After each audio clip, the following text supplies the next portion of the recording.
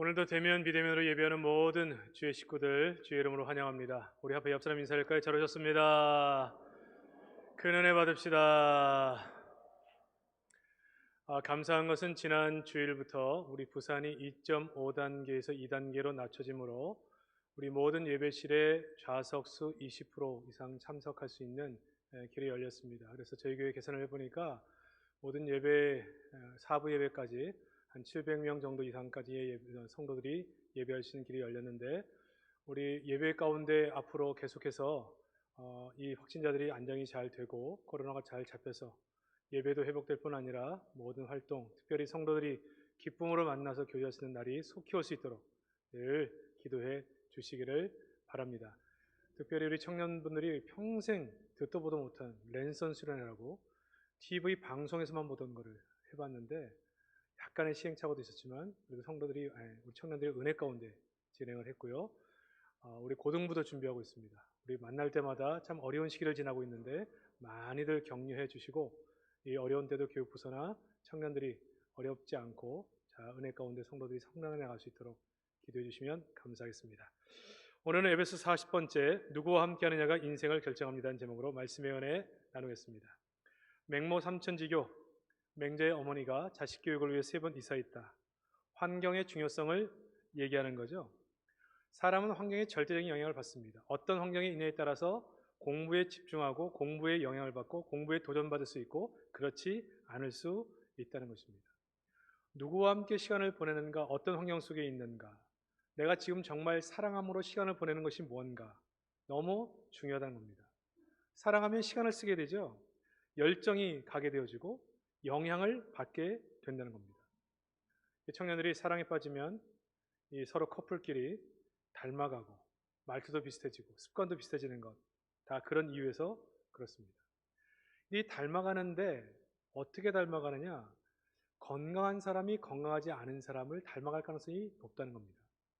건강한 사람이 감기 걸린 사람이 있으면 건강한 사람 9이 있고 감기 걸린 사람이 하나가 있을 때 건강한 9이 이 감기 걸린 한 사람을 눌러서 건강하게 만들면 좋은데, 도리어 거꾸로 한 명인 감기 걸린 자가 이 건강한 9명에게 영향을 준다라고 하는 것이죠. 소수가 다수에게 영향을 주는 것, 이 환경이라는 게 여러모로 중요하다는 것을 알 수가 있습니다. 9마디 좋은 말을 했다가 한마디 말 때문에 평생 원수가 되는 것이 인간 관계죠. 그게 이 작은 것, 잘못된 것, 건강하지 않은 것의 영향력이라고 볼 수가 있습니다. 우리 한국에 6만 개 이상의 교회가 존재하죠.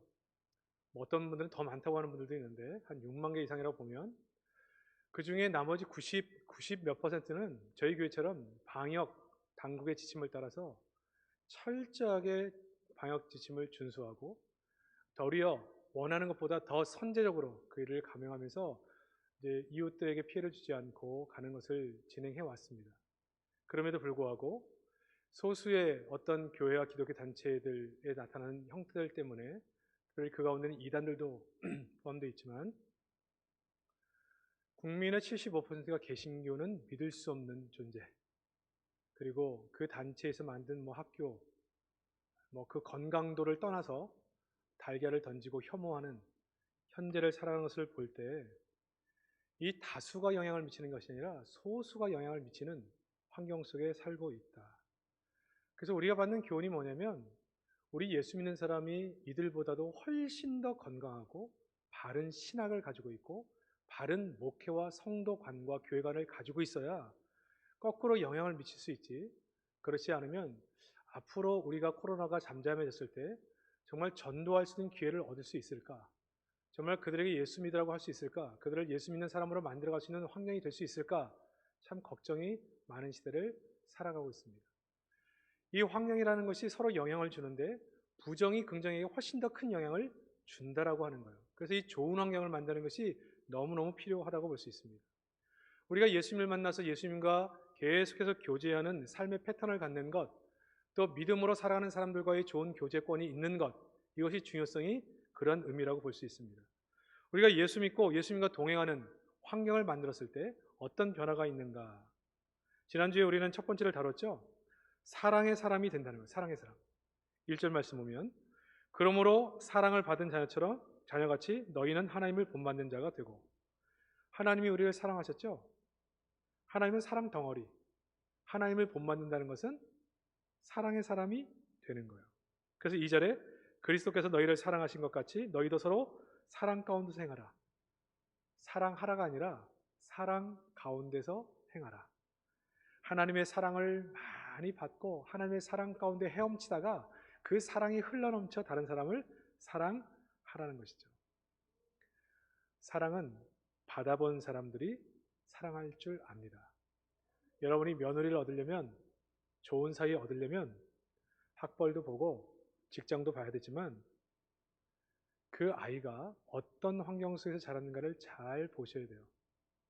야, 집안 분위기가 참 사랑을 많이 받고 자랐구나. 그러면 우리 딸, 우리 아들 결혼시켰을 때 서로 사랑을 주고받는데 전혀 문제가 없어요. 근데 여러분 한번 생각을 해보세요. 그 아이들이 살아오면서 자라면서 자기 부모님들이 사랑하는 모습도 본 적이 없고 사랑한다고 표현한 것도 본 적이 없어요. 아무것도 본 게 없는데, 경험한 게 없는데 어느 날 갑자기 성인 돼서 데이트하다가 결혼해서 연애하다가 결혼해가지고 갑자기 사랑한다, 사랑을 표현할 수 있는 그런 준비가 되겠습니까? 서툴게 돼 있어요. 저도 아버지가 일찍 돌아가셔서 부모님들이 같이 계신 모습을 못 봤거든요. 그러니까 부부가 어떻게 사랑을 표현하는지 본 적이 별로 없어요. 그러니까 저도 굉장히 어색했죠. 마음은 있는데 표현을 못하니까 여러분 잘 아시잖아요. 마음은 있는데 표현하는 사람들이 받는 손해, 사람들의 오해, 그런 것이 많이 있었죠. 예수를 만나 은혜를 받고 나면 하나님의 큰 은혜의 강가에서, 그 은혜의 강가에서 헤엄치다가 은혜 때문에 기뻐하고 감사하는 과정 속에 우리 마음속에 용기가 생깁니다.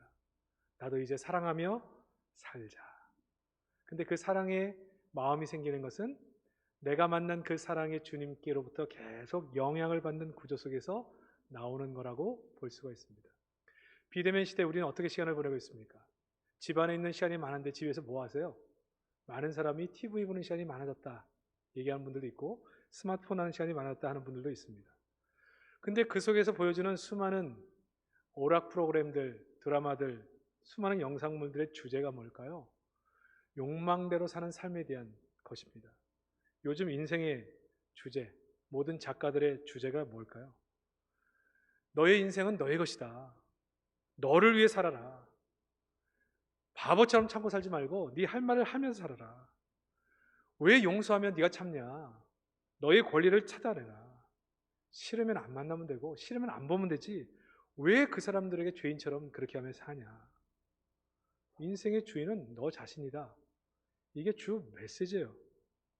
부부가 마음에 맞지 않아 사랑하는 사람들이 있을 때 이런 메시지를 계속 노출되어 들으면요.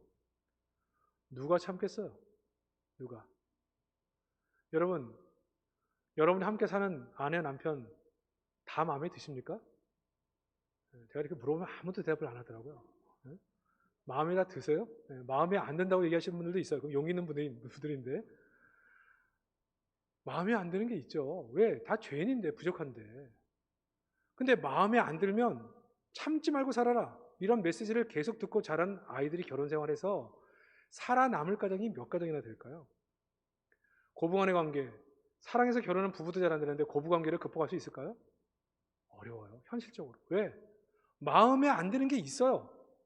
근데 메시지는 참지 말라 하니까, 양보하지 말라고 하니까, 너의 권리를 찾으라고 하니까, 왜 희생하는 바보 짓을 하냐고 하니까.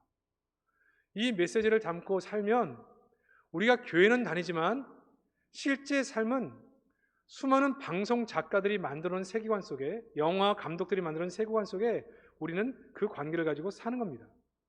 그러니까 예수 믿는 것 따로, 우리의 가치관 따로.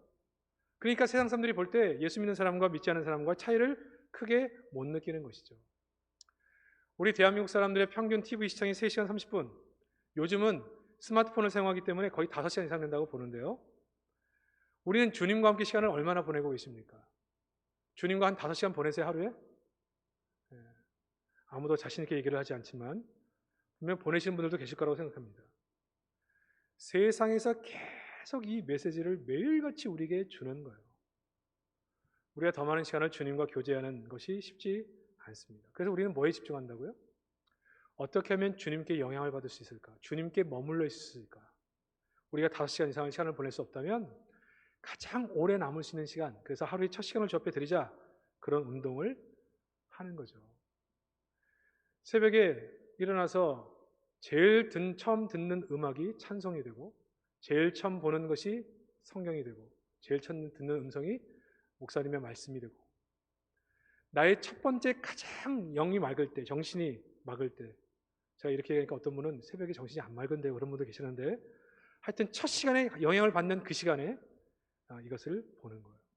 새벽을 나올 수 없는 분이라 할지라도 아침 일찍 출근하는 사람들은 첫 번째 라디오를 켤 때 찬송이 들리고 말씀이 들리는 것을 첫 번째 듣는 것이 너무너무 중요합니다. 집안에서 눈을 떠서 하루의 살림을 시작하기 전에 첫 시간을 주 앞에 구별해 드리는 것이 너무너무 중요해요. 해보세요.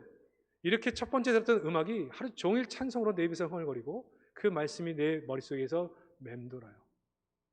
그렇기 때문에 짧은 시간을 주님과 보내도 동행해도 주님께 닮은, 주님께 영향을 받는 사람으로 살아갈 수가 있다라고 하는 거죠. 근데 이 주님은 사랑 덩어리라. 늘 사랑과 긍휼. 그 말씀, 그 찬양, 그 은혜가 나를 사로잡으니까 눈빛을 봐도 사랑이 묻어 있고, 얼굴 표정을 봐도 사랑이 묻어 있고, 말을 해도 그 말 가운데 사랑이 묻어져 있는 거예요. 그러니까 자연스럽게 이 사랑이 표출되는 거죠. 근데 우리는 뭐까지 얘기했습니까? 사랑을 표현하며 살자. 이런 사랑의 마음이 들 때 우리는 사랑한다 얘기하며 사는 겁니다. 여러분, 남편, 아내가 100% 마음에 들지 않지만 그렇다고 해서 다 나쁜 건 아니죠. 사랑하며 살고 사랑의 마음이 있으면 표현하며 사세요. 제가 이 얘기를 꼭 하면 꼭 물어보는 분이 있어요. 목사님 잘하고 계시냐? 이렇게 물어봐요. 저도 잘 못합니다. 잘 못하지만 변하고 있습니다. 그것도 의심스러우면 제 아내한테 물어보세요. 변하고 있는지 안 변하고 있는지. 확인할 수 있습니다. 변하려고 애를 쓰고 있어요. 저도 가부장적인 가정에서 그렇게 자랐습니다. 30이 넘을 때까지 부엌에 가는 것을 모르고 살았어요. 그러나 사랑하는 표현이 다 언어적으로 달라고 행동으로 달라도 이게 하나님께서 우리에게 원하시는 뜻이고 주님을 닮은 모습이라고 한다면 그렇게 살아가려고 애를 쓰는 거죠. 부모님에게 사랑의 마음이 들었어요. 그럼 표현하세요. 전화하세요. 네? 우리 아이들 멀리 떨어지는 아이들에게 사랑의 마음이 생겼어요. 요즘은 애들 결혼하고 나서 애들한테 전화하는 것도 좀 조심스럽긴 한데 그래도 다 스마트폰 개인으로 받으니까 연락하세요. 저희가 이런 설교를 하고 나서 집사람들 저도 이렇게 아이들과 통화를 하면서 사랑의 마음을 주고받는 관계 속에 얼마나 가족됨이 감사한지 이게 표현하지 않으면 느끼지 못하는 그런 마음입니다. 표현을 하면 할수록 훨씬 더 늘어나요. 토요일날 어제죠. 신방을 갔는데 연세가 많으신데 몸이 좀 아프신 분이셨어요. 병원에 계시면 못 가요. 무슨 병원에 이렇게 신방하는 게 어렵습니다. 개방들이 잘 안 돼서. 가정에 계신데 굉장히 위독하다고 들었습니다. 그래서 혹여라도 무슨 일이 있을 수도 없어서 미리 한번 만나보려고 갔는데 굉장히 아프셔서 누워 계셔서 그냥 끙끙 앓고 계신 줄 알았는데 가보니까 사람이 멀쩡해요. 사람이. 그래 가보니까 평소에 제가 보던 것보다 훨씬 더 예쁘게 70이 훨씬 넘으신 분인데 하고 계신 거예요. 그래서 아니 집사님 오늘 굉장히 예쁘신데 나 굉장히 몸이 편찮으신 줄 알았는데 이렇게 얘기했더니 막 웃으세요. 옆에 있는 딸이 얘기해 주는 거예요. 목사님 어제부터 목사님 오신다고 엄마가 이렇게 아픈데 파마 시켜달라고 그렇게 졸랐다는 거예요. 파마 시켜달라고. 염색도 해서 염색도. 네. 파마도 하고 염색도 하고. 네. 야, 그게 참 그 마음을 보니까요. 사실 목회자가 뭡니까? 그냥 우리가 교회를 섬기는 사람 아니에요? 그냥 목회자로서 교회를 섬기는, 성도를 섬기는 또 당연한 일을 하고 있음에도 불구하고 그렇게 사모하는 마음으로 함께 만난 것, 가족들의 고마워하는 마음을 보면서 참 이분들이 목회자를 사랑하는구나. 그런 생각을 하면서 가슴에 감동이 있었고요. 그분도 그런 사랑을 같이 경험하면서 그 공간 자체가 마치 천국으로 바뀌는 그런 경험을 하게 되었습니다. 오는 과정 속에 몸이 편찮으신 분들이 많이 계셔서 한 번씩 통화를 하는 과정 속에 느끼는 것은 뭐냐면 정말 그런 작은 관심, 사랑 하나가 서로의 마음을 풍성케 하는구나. 우리가 주님과 함께 늘 머물면서 이 사랑의 마음을 갖는 것, 표현하는 것도 중요하지만 우리가 그렇게 만나 서로 사랑의 감정들을 나누고 주고받는 것이 너무 필요하고 우리를 풍성케 한다는 사실을 알게 됐습니다. 성도가 많아지면서 100% 다 연락들을 서로 주고받지는 못하지만 늘 이렇게 사랑을 표현하며 사는 은혜가 있을 때 우리의 삶이 더 풍요롭고 그리스도의 사랑으로 서로 더 사랑과 격려를 할 수 있는 복된 그런 성도가 될 줄로 믿습니다. 우리에게 주어진 시간이 얼마인지 모르지만 더욱더 주님 사랑하고 주님과 함께 보내는 시간이 많아지고 그리고 성도들을 사랑하고 우리 사람들을 사랑하면서 표현하면서 복된 하루하루를 살아가시기를 주의 이름으로 축복합니다. 두 번째는 감사하며 사는 사람이 되는 거예요. 주님과 함께 보내는 시간이 많아지고 은혜 생활을 하다 보면 감사하는 사람이 됩니다. 우리가 은혜를 받기 전에는 우리의 인생의 해석이 늘 부정적이었죠. 나처럼 힘든 사람이 없고 괴로운 사람이 없고 한 많은 사람이 없지. 그래서 내 인생이 늘 억울해요. 다시 살고 싶어요. 후회가 돼요. 내 인생이 마음에 안 들어요. 내 인생이 마음에 안 드니까 다른 사람의 마음도 들지가 않아요. 그러니까 늘 불행한 마음을 가지고 사는 것입니다. 이런 마음을 가지고 살면서 그 허한 마음, 사랑에 빠져버린 그 허한 마음으로 살다 보니까 3절 음행과 온갖 더러운 것과 탐욕은 너희 중에서 그 이름조차도 부르지 말라. 무슨 얘기예요? 음행을 따라 살고 더러운 것을 추구하고 탐욕을 추구하며 살았다라고 하는 것이죠. 음행, 더러운 것, 탐욕 이 부분은 육체적인 부분이 아니라 정신적이고 영적인 부분입니다. 갖고 싶은 것을 가졌다고 해서 그 목마름이 끝나지 않는다는 거예요. 탐욕, 내가 이것을 쌓아놓고 보면서 만족을 누려요. 근데 그것으로 끝나지 않는다는 거예요. 왜? 그 허하고 공허한 마음이 채워지지가 않아요. 여러분, 하나님이 처음 만드실 때 채울 수 없는 공간을 만들었다고 그랬죠. 하나님의 사랑, 큰 사랑으로만 채울 수 있는 그 공간이 대부분의 사람들은 비어있기 때문에 늘 인생이 공허해요. 텅 빈 것 같아요. 유행가를 작사 작곡하는 사람들도 예수 안 믿어도 이걸 알아요. 텅 빈 가슴이에요. 아무것도 남지 않고 살면 살수록 공허해요.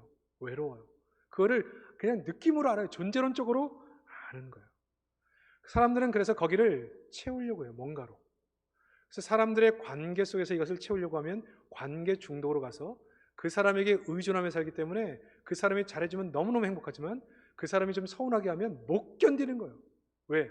사람 관계 속에 의존되어 있기 때문에. 이게 이성적으로 가면 이게 음행으로 가는 거예요. 이게 탐욕으로 가면 그 탐욕으로 인한 부작용들이 나타나게 되는 거죠. 근데 이 부분이 언제 해결되느냐? 은혜 받아야 해결돼요. 은혜 받아야. 저도 제가 어릴 때 그 허한 마음을 채우기 위해서 우표수집 했어요. 우표수집. 거기에 생명 걸었어요. 그런데 은혜 받고 나니까요. 은혜 받고 나니까 별로 재미가 없어. 그걸 보면서 위안받고 맨날 그거 꺼내보는 것이 위안이었어요. 근데 예수님 인격적으로 만나서 은혜 딱 받으니까 그렇게 즐거웠던 것이 별로 즐겁지가 않아요. 여러분, 그래서 사람들을 치유할 때 어느 중독에 빠진 사람들을 도울 때 저희들이 하는 방식이 뭐냐? 중독을 끊어라 해서는 절대 안 끊깁니다. 더 재미있는 것에 빠져야 돼요. 근데 저희들이 마지막에 제시하는 것이 예수께 중독되는 것이 당신의 중독을 치유하는 방법이다. 그렇게 가르쳐주죠. 이 공허함 속에 예수 그리스도의 십자가가 오는 거예요. 그 피 묻은 복음이 내 안에 들어오는 거예요. 하나님이 자기 아들까지 주신 그 사랑이 내 안에 강물처럼 밀려와서 경험되어질 때 더 이상 필요가 없어요.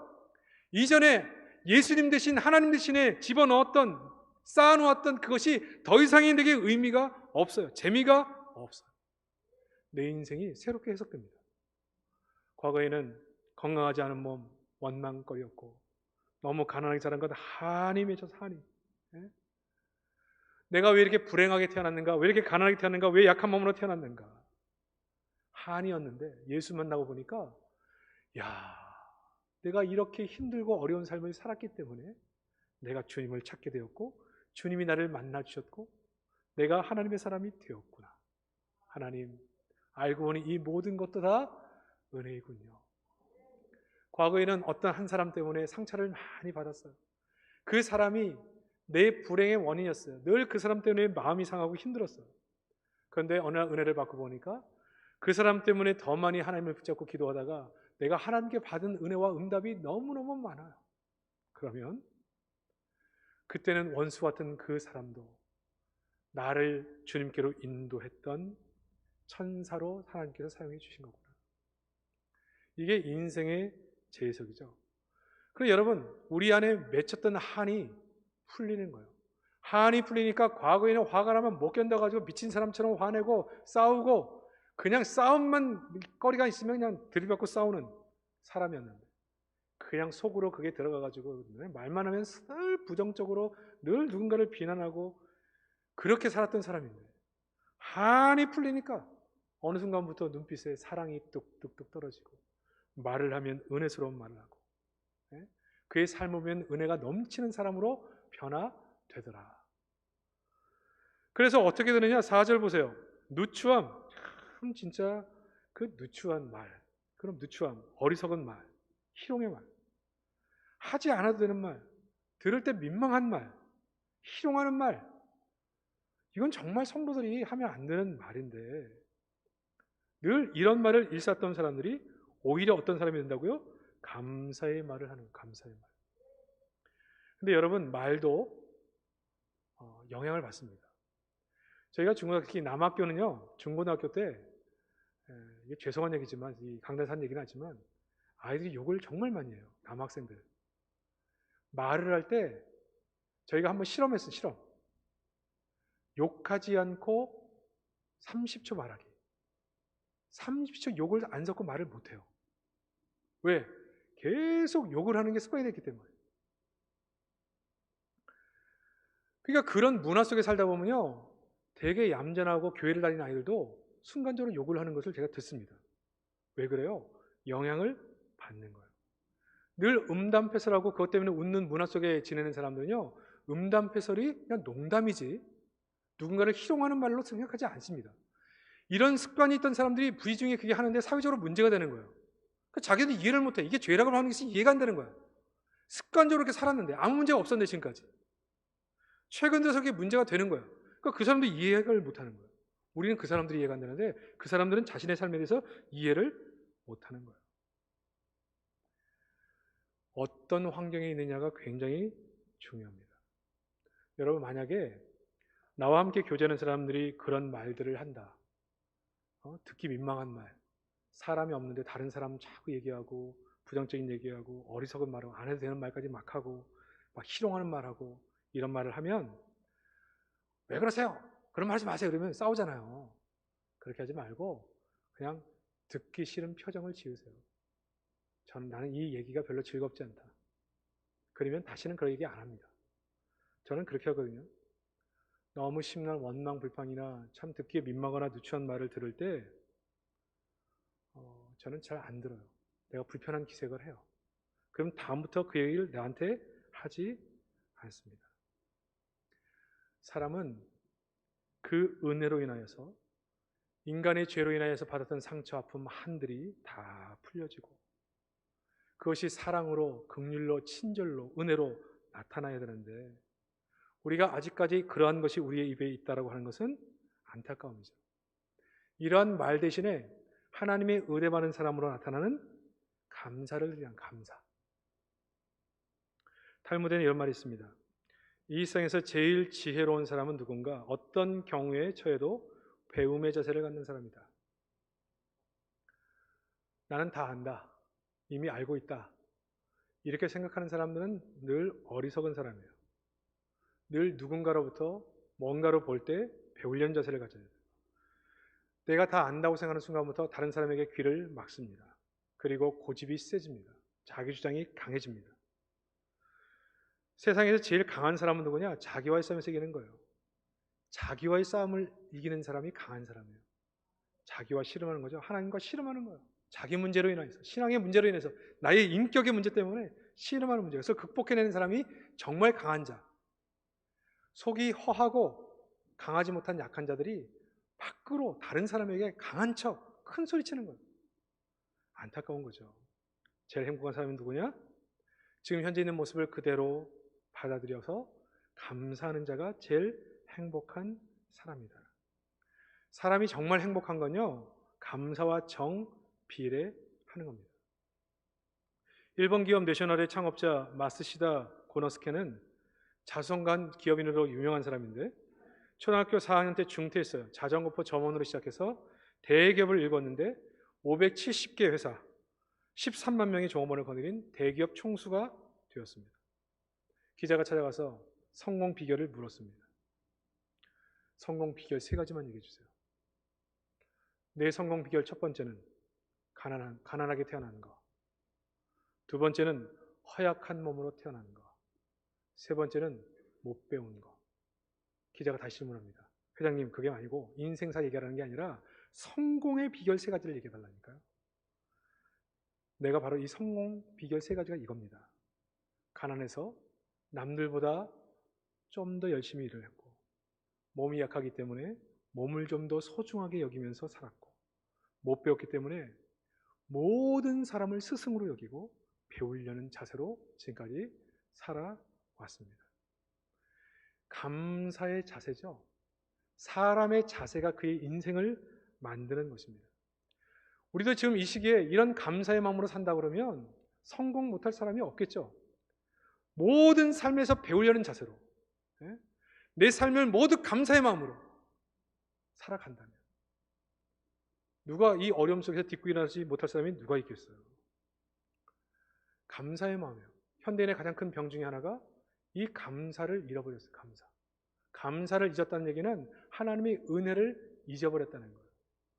사랑하는 성도 여러분, 늘 주님과 함께 동행하면서, 믿음의 사람들과 함께 동행하면서 이런 하나님의 은혜가 늘 가슴속에 사무쳐서 감사하는 인생들이 되시기를 주의 이름으로 축복합니다.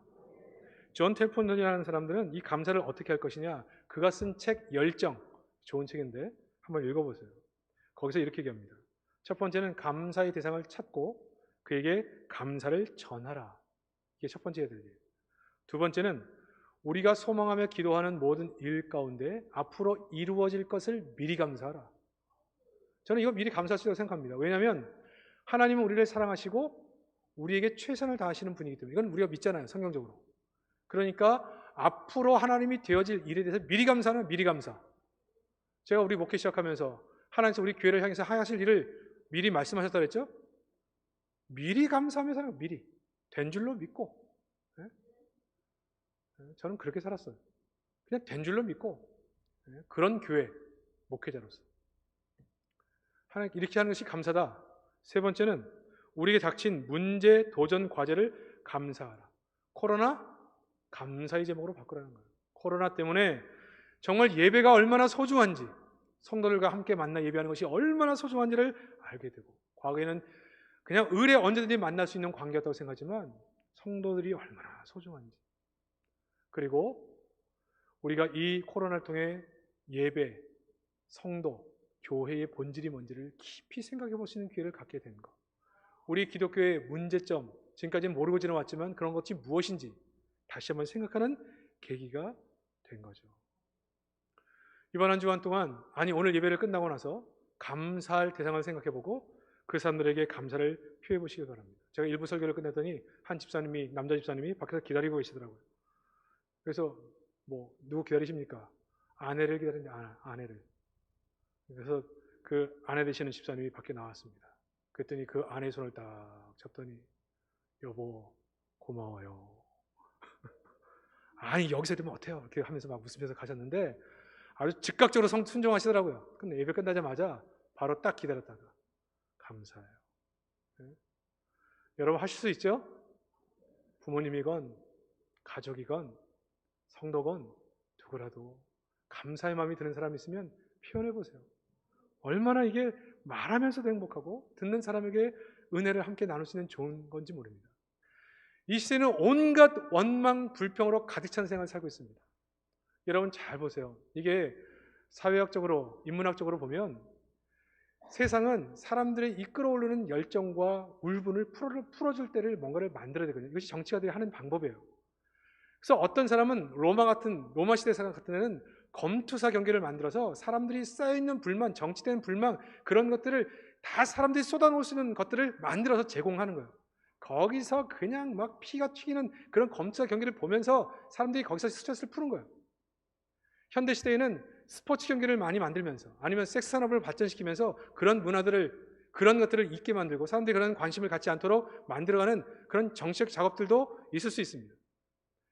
지금도 마찬가지예요. 수많은 이슈들을 감추기 위한 수많은 일들이 누군가로부터는 공격을 받고 화난 사람들이 구름대처럼 몰려가지고 공격하고 사나워지고 그런 시대를 살아가고 있습니다. 여러분, 이때 정말 우리에게 필요한 건 뭘까요? 우리도 그냥 인상 쓰고 똑같이 화내고 투쟁하고 싸우고 원망불평하고 그렇게 살 수 있죠. 우리도 합리적으로 보면 그럴 수 있으니까. 그런 내용들이 있으니까. 그러나 우리 주님은 뭐라고 하신다고요? 예수 닮는 것은 사랑하는 것이라고 말하고 예수 닮는 것은 모든 것을 은혜로 바라보고 감사하라는 거예요. 참 이게 그냥 똑똑한 사람들, 문제의식이 많은 사람들이 볼 때는 진짜 바보 같은 아무 생각 없이 사는 것처럼 보여요. 그러나 더 큰 은혜를 받고 나면 이게 은혜 받은 사람이 이렇게 살 수밖에 없는 이유를 알게 되어지는 것입니다. 지금 이 사회가 필요한 게 뭘까요? 누군가가 이렇게 사랑하고 누군가 이렇게 용서하고 누군가 이런 긍휼을 베풀고 누군가 아무도 친절하지 않을 때 친절하고 아무도 그렇게 말하지 않을 때 감사하다고 말하는 사람들이 필요해요. 왜냐하면 지금 너무너무 삭막한 세상이 됐거든요. 너무나 삭막한 시간. 한 주간을 살면서 늘 하나님과 동행하면서 이런 예수 닮은 사람으로 주님 전하는 복된 성도가 되시기를 주의 이름으로 축복합니다. 근데 이러한 삶이 어떻게 가능하다는 거예요? 세 번째, 좋은 환경 속에서 가능하다는 거예요. 주님과 함께 교제하는 시간 통해서 가능하다는 거예요. 6절입니다. 누구든지 너희를 헛된 말로 속이지 못하게 하라. 이로 말미암아 하나님의 진노가 불순종의 아들들에게 임하나니 그러므로 그들과 함께하는 자가 되지 말라. 음행하는 자가 있는 거예요. 탐욕하는 자가 있는 거예요. 그냥 뭐든지 자기 자신을 위해 자기 입장에서만 생각하는 사람들이 있는 거예요. 사랑할 수 없다, 용서할 수 없다고 말하는 사람들이 있는 거예요. 친절하지 않은 사람도 있는 거예요. 그리고 나서 뭐라고 얘기한다고요? 그럴 수밖에 없는 이유를 얘기하는 거예요. 누구든지 너희를 헛된 말로 속이지 못하게 하라. 여러분, 제가 옛날에 목회하면서 왜 성도들이 주일날 주일성수 잘 안 되는지, 기도하는 모임이 잘 나오지 못하는지 그 이유를 분석해 본 적이 있어요. 근데 여러 가지 이유를 다 들었습니다. 다 보면서 느낀 게 뭐냐면 다 이해가 돼. 왜 기도하러 못 나오는지 이해가 돼. 이해가. 예배를 주일날 왜 못 나오는지 이해가 돼. 이해가. 그래서 제 결론이 뭐냐? 이건 우선순위의 문제지 합리적인 문제로 설득하는 문제가 아니다. 여러분, 무슨 얘기예요? 주님께 예배를 생명처럼 여기고 제 삶의 우선순위로 놓는 것, 그게 중요한 거지. 이게 이유를 찾아서 내가 이렇게 못하는 이유를 찾으면 끝도 한도 없는 거예요. 그런 합리화하는 사람이 있다는 거예요. 주님께서 지금 에베소서에 말씀하시는 이 말씀을 말씀대로 받고 아멘 해야 되는데 그렇게 하지 못하겠다는 사람이 있는 거예요. 그리고 그 이유가 합리적인 이유가 있는 거예요. 근거가 있는 거예요. 합리화하지 말라는 거예요. 그리고 그렇게 말하는 사람들과 함께하지 말라는 거예요. 왜? 나도 그 부정적 영향을 받기 때문에. 우리가 이렇게 살아도 환란의 바람이 불고 내 인생 가운데 기도 제목이 생기면 주님 찾습니다. 기도하게 됩니다. 예배 자리에 나옵니다.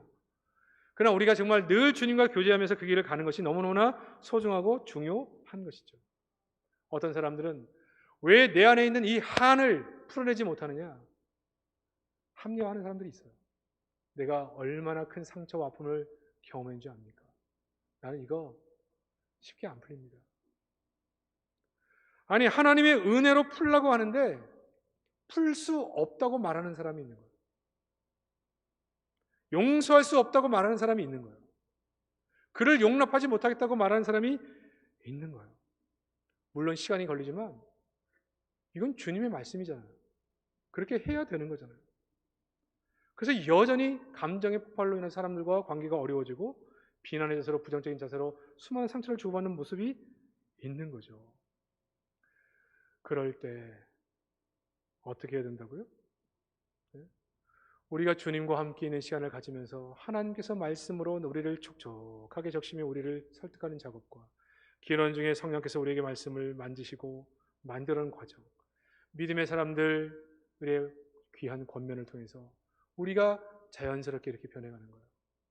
정말 어려운 형편 속에서 믿음을 떠나고 어려워지는 사람들이, 믿음의 사람들이 내민 손길을 통해서 그 어려웠던 마음을 회복하고 교회를 다시 나오고 믿음 생활을 다시 하는 분들이 얼마나 많은지 몰라요.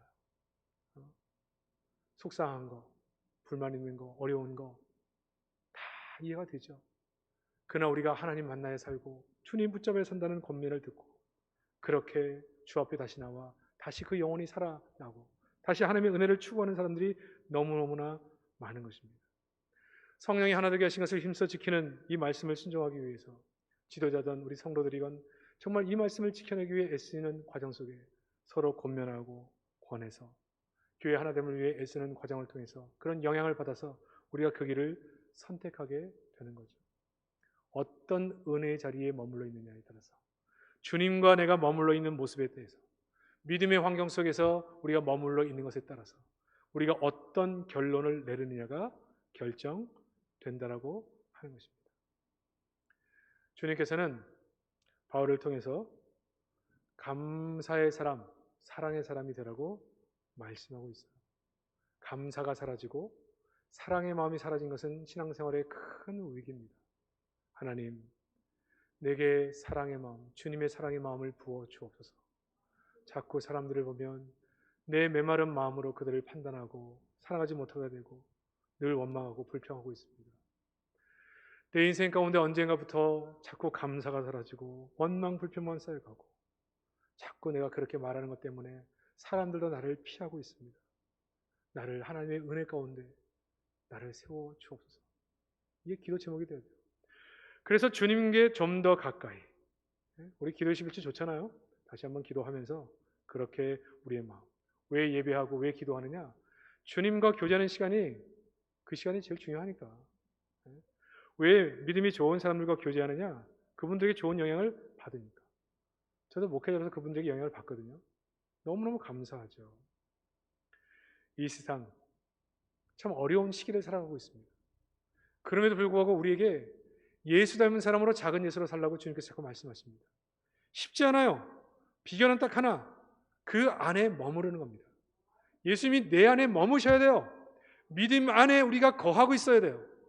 그래서 주님과 더 가까이, 믿음 환경 속에 더 가까이 나아가는 거죠.